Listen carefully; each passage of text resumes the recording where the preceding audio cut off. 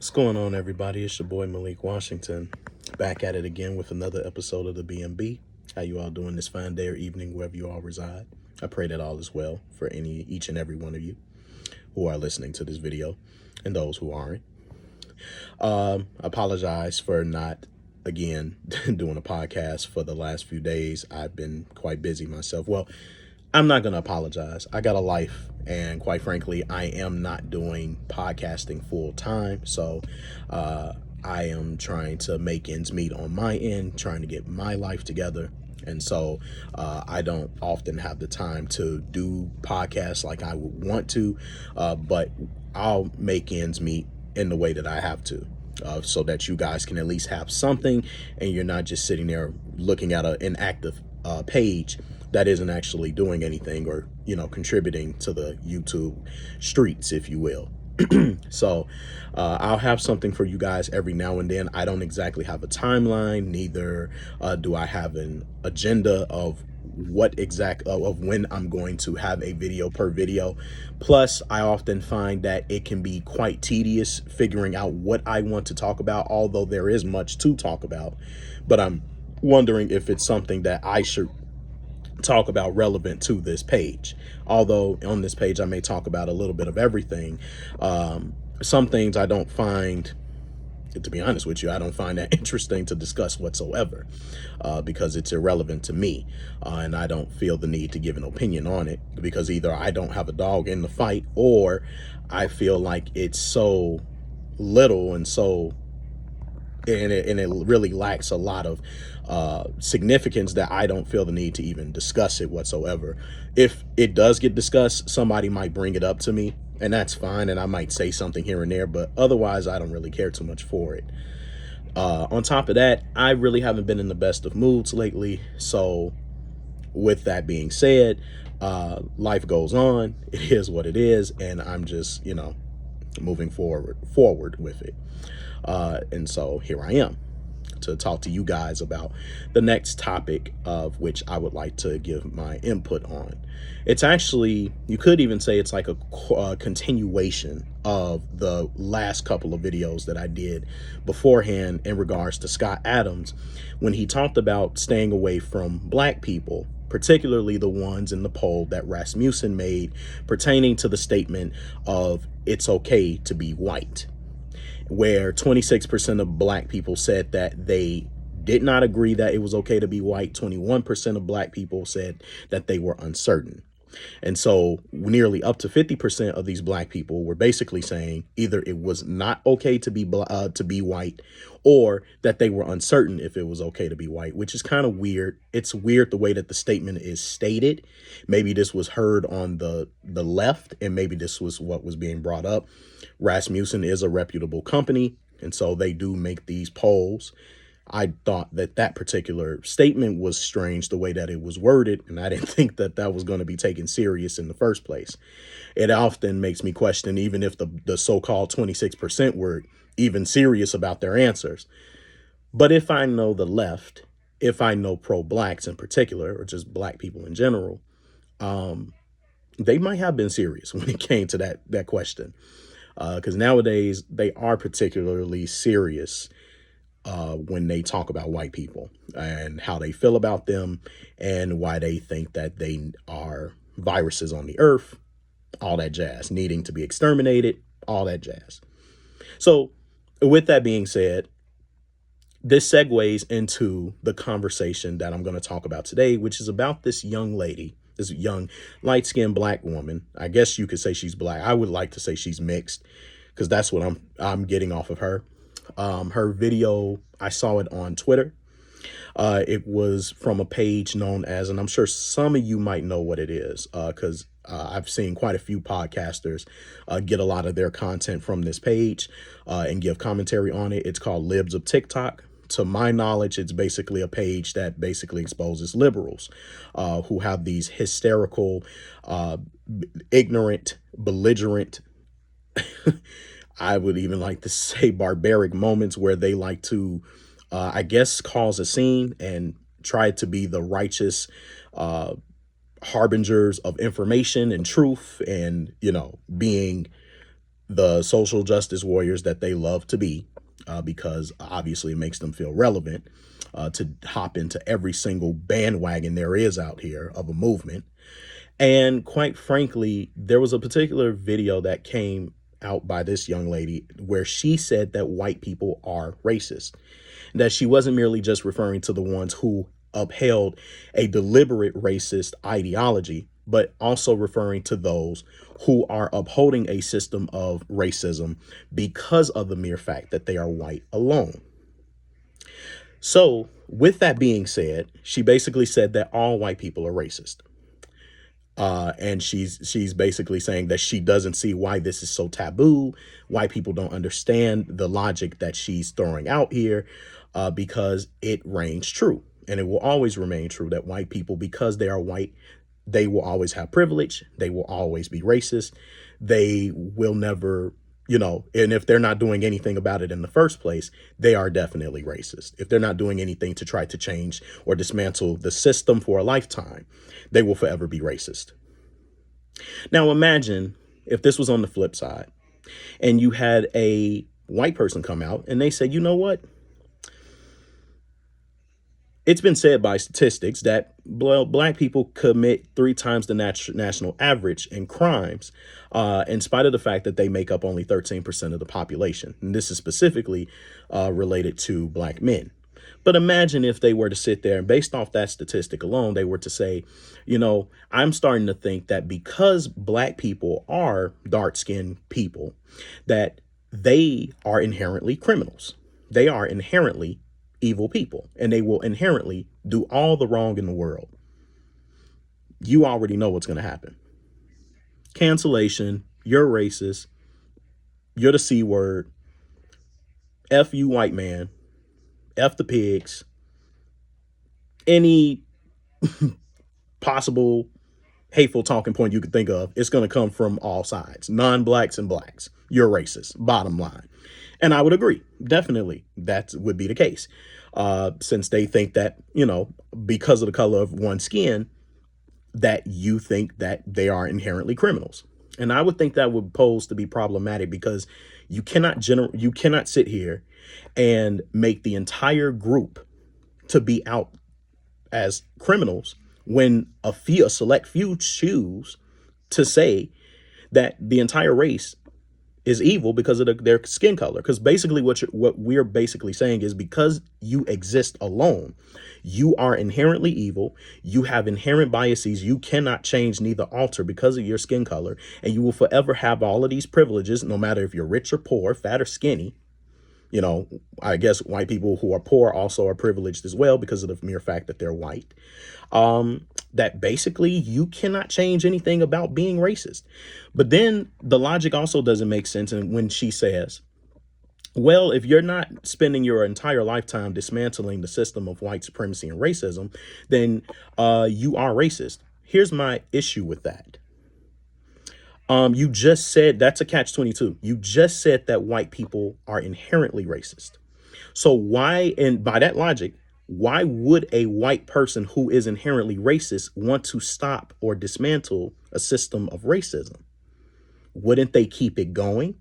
Wouldn't they continue to encourage? Wouldn't they continue to exhort other white people to be racist, continue their racism? Because guess what? To black people, we can never not be racist because of our skin color, let alone our actions. With that being said, it would pose great difficulty to try to dismantle a system that we have personally created, that we have inherently established, so it can never go away. Because guess what? No matter what I do, nice or terrible, you're going to perceive it as otherwise. So your criteria of judgment of my actions poses that anything that I do is therefore going to be canceled out. It's not going to mean anything because guess what? I'm racist. And guess what? If I'm inherently racist, I might as well continue to be so, exist to be so. So by your very logic, I might as well should just go ahead and keep living my life and not even worry about you because guess what? I exist to be a racist person inherently. So that doesn't make sense.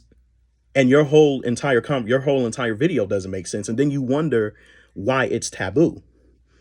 It's taboo because it's not true. It's taboo because you're slandering someone's character. It's taboo because you are trying to categorize an entire race of people who do not all think the same, who do not all think that black people are evil, who do not all think that black people are who do not think that black people are victims, who don't want to see black people fail. And what you're basically saying is because they're not doing what you want them to do, because they don't agree to everything, every single talking point or educational rant that you have in regards to the topic of race, suddenly they're bad people. And therein lies the problem when you want to sit here and you want to talk about Scott Adams. And you say Scott Adams is this racist, supremacist white man who basically we don't need anything from. We don't need his support. We don't need anything. But you were willing to accept it when it was given. When all of these white people and even these non-black liberals are going around supporting and protecting and defending you, even though when you're wrong, they're sitting here defending you because your skin color, you're marginalized. You being a woman, you being a man that is black, or you being gay and trans and all these different things as a black person, all these identity terms, you're sitting here getting all this treatment from them. Well, then at the end of the day, if everything that they do to protect and defend you is wrong, in spite of the fact that they're trying to dismantle this supremacy system you're talking about, what good are their actions, if not void? Because basically what's happening is everything that they do, it will not fulfill the void that you have in your heart towards them because of what happened in slavery. It's a waste of time. So when Scott Adams sat here and said, according to the poll, if these people feel the way that they feel, then that's a hate group. Wouldn't she be the primary example of exactly what he's talking about? And if you guys think I'm lying, you can go look it up yourself. The page is called Libs of Tik Tok. I'm sure some of you have probably heard of it, but it's easy. Just go look it up and find this video. It's a video of this light-skinned woman. She has all this colorful hair. You know, a lot of those liberals, they have that. They have a certain look about them that they like to appear as. I guess that's their rebellious phase of showing how they're fighting against this conformist system that they're trying to non-conform to. Nonetheless, it's there if you don't believe me. But yes, she literally said this word verbatim. White people are racist. And not just those who uphold a white supremacist point of view or racist point of view, but also those who either don't do anything to dismantle the to dismantle the system of white supremacy, and merely because they are white, they are still racist. And yet she cannot understand why these people are evil. I mean, I'm sorry, or she can't understand why people don't understand her logic and what she's thinking. Ladies and gentlemen, here's what I want to say to all of you, black and white indifference. There can be no race relations if you're not trying to relate. If you sit here and you categorize everyone as evil, then how can you find good in anything?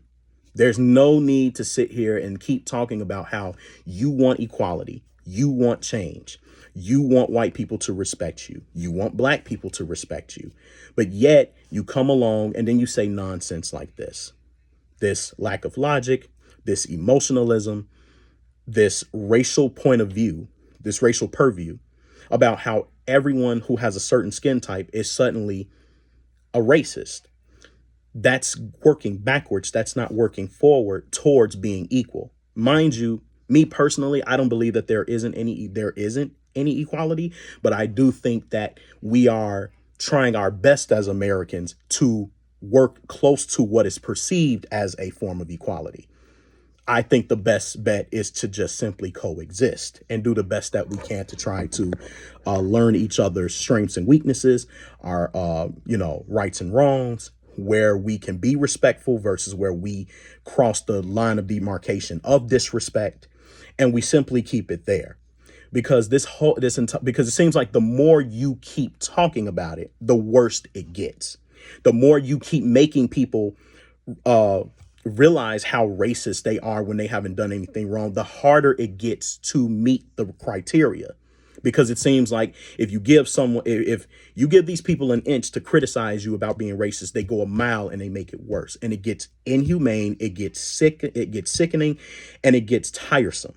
And at some point, it's going to be considered at this point, kowtowing. Because what can you do if at the end of the day, your existence is racist? Because if I was in a white person's shoes and a black person comes and tells me this, well, I guess I am mixed in a sense, because I'm definitely not purely 100% black. I know that for a fact. And I know that my very group that calls white people racist are not 100% black themselves. But that's neither here nor there. But if I was in the shoes of a 100% purely European individual, Anglo-Saxon, guess what? I'm just going to go ahead and be racist then. And yeah, I said it. I'm going to go ahead and be racist and continue to be racist. And you know why? Because you just said that my mere existence alone makes me racist. So I might as well be a racist. Because what good, and that's not even to say I'm going to say racist things to you. I'm just going to exist, because that alone makes me a racist person. So I might as well just sit here and just keep perceiving you all as being people who you can't change. You look at yourselves as victims. All you do is sit here and talk about reparations, and you're not trying to do anything for yourself. You want everybody to kiss your tail. You don't want to try. You have no vision. I can think of a lot of different things. But at the end of the day, I'm just going to continue being this racist person, because guess what? I'm white. I'm white. So at the end of the day, you're always going to perceive me as the superior person in this instance, right? With your inferiority complex. I'm not going to sit here and try to work with you to try to make you realize that I'm just as human as you, and that I have screw ups, and that I think differently than you do, but that doesn't make me better than you. I might have grew up in a different background, but that doesn't make me greater than you. But if you feel like my pedigree is greater than yours, I'm not going to make you feel otherwise if what I've been saying to you is not considered the right thing in your eyes. Because at the end of the day, you're not trying to understand. You're deliberately looking for a reason not to. So people like that, you cannot reason with. And in this video, it's a perfect example of what Scott Adams was referring to. People like this specifically, who literally sit here and say that white people are racist, all white people are evil, and that no matter what you do, you will always be considered racist because of the color of your skin. And I imagine if the situation was the other way around, as I've stated before, they would see this as a problem. So is it only considered racism when a white person does it? Not when a Native American says it, not when a Hispanic or Mexican says it, not when a black person says it. Apparently, being white only makes you racist. And that's merely because they have power. People who don't have power cannot be racist. And I think that's the strangest thing in the world, because plenty of black folks have very racist views towards not just white people, other races as well. Other races have many viewpoints as well about black folks and even white people that are racist in part. But we will sit here and say that because this person is of a particular skin tone that is not adjacent to white, they're not racist. So basically, because you are not white, you are immune to criticism. You are immune to not being considered a racist person. You will just be a person who just has a prejudice. But literally, that prejudice is a form of racism, because it's a belief. It's an ideology. It's a preconceived thought that you have about another person's race. And in that case, when you sit here and you say that one's race is superior to another because of the color of their skin, that thereby the definition makes you racist. But if you want to live by the slogan, racism equals prejudice plus power, that's up to you. But definitions and meanings matter. So if you're going to sit here and say that somebody's being racist, you might want to look at the person standing next to you, because they're the ones that's being racist. But apparently, nobody wants to get along. Everybody just wants to be right, and they want to sound right. But I'll leave it right there. Ladies and gentlemen, my name is Malik Washington. I hope you enjoyed this video. Have a good day or a good night wherever you reside, and I thank you for listening if you got this far. Stay tuned until the next episode, and with this, I say peace.